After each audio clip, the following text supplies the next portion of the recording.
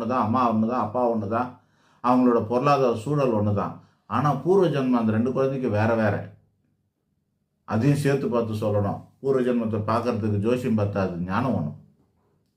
அப்படி இருக்கும்போது இதுக்காக தான் வந்து ஜோதிட சாஸ்திரத்தில் முதல் ஸ்லோகம் என்ன சொல்லுவாங்கன்னா, ஜனனி ஜென்ம சௌக்கியானம் வருதினி குல சம்பந்தாம் பதவி பூர்வ புண்ணியானம் லிக்கியதே ஜென்ம பத்திரிக்கான். இந்த ஜென்மம் நல்லா இருக்கணும்னா அதுக்கு 4 காரணம் இருக்குதா சொல்கிறாங்க. 1 பூர்வ ஜென்ம பாவ புண்ணியத்தை பொறுத்தது, 2வது அவங்க அம்மா அப்பாவை பொறுத்தது, 3வது அவங்க பிறந்த ஜாதி சனத்தை பொறுத்ததுன்றாங்க. வர்ணம் அப்படின்ற வார்த்தை இருக்குது அதில். அவங்களுடைய கலாச்சாரத்தை பொறுத்ததுன்னு வச்சுக்கலாம். 4வது அவங்களோட நிலைமையை பொறுத்தது, அதாவது பொருளாதாரத்தை பொறுத்து. ஒரே நேரத்தில் ஒரு கார்பரேஷன் ஹாஸ்பிட்டலில் ஒருத்தர் பிறக்கலாம், அதே நேரத்தில் பெரிய ஹாஸ்பிட்டலில் ஒருத்தர் பிறக்கலாம். 2 பேரோட வாழ்க்கை ஒன்றா இருக்குமா? வேறு வேறையாக இருக்கும். அது அவங்க பொருளாதாரத்தை பொறுத்து. ஸோ இந்த அமைப்பையும் நம்ம பார்த்து பலன் சொல்லணும். அப்படிங்கிறதுனால தான் பொது பலன் தான் சொல்ல முடிய, இதுக்கு ரெட்டைப்பிறப்புக்குள்ள நம்மளால் தெளிவாக சொல்ல முடியாது. ஒரு ஆளுக்கு தான் அது கரெக்டாக இருக்கும். ஏன்னா 2 பேர் ஜாதகம் ஒன்றா தான் இருக்க போகுது.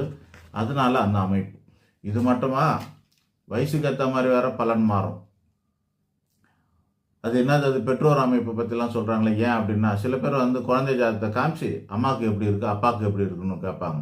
ஸோ உங்களுக்கு புரிதல் இல்லை, ஜோசியத்தை பற்றியான புரிதல் இல்லாததுனால அதை தப்பாலாம் நீங்கள் வந்து மிஸ்யூஸ் பண்ணுறீங்க. அபியூஸ்ன்னு சொல்ல முடியாது, மிஸ்யூஸ்.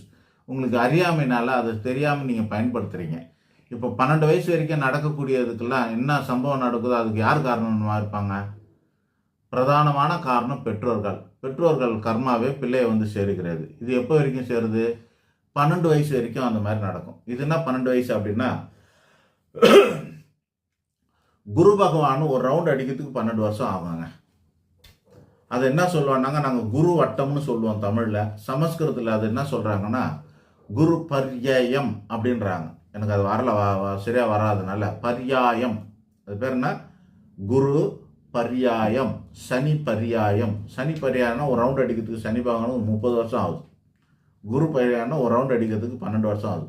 12 வருஷம் சிம்மத்தில் ஆரம்பிச்சு சிம்மத்துக்கு வந்தாருன்னா அது பேர் மகாமகன்னு சொல்லுவாங்க குரு பகவான். சரியா? ஆக ஒரு ரவுண்டு அடிக்கிறதுக்கு 12 வருஷம் ஆகும். அந்த 12 வயசு வரைக்கும் நடக்கக்கூடிய எல்லா சம்பவத்துக்கும் பெற்றோரோட கர்மாவே காரணமாக இருக்கிறது.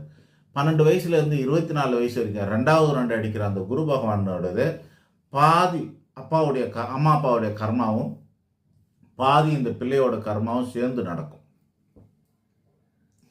3வது ரவுண்டு 36 வயசு வரைக்கும் நடக்குதுன்னா, இப்போ இன்னொரு ஆள் புதுசாக கூட சேர்ந்து வந்திருப்பாங்க. யார் வந்திருப்பா? வாழ்க்கை துணை வந்திருப்பாங்க.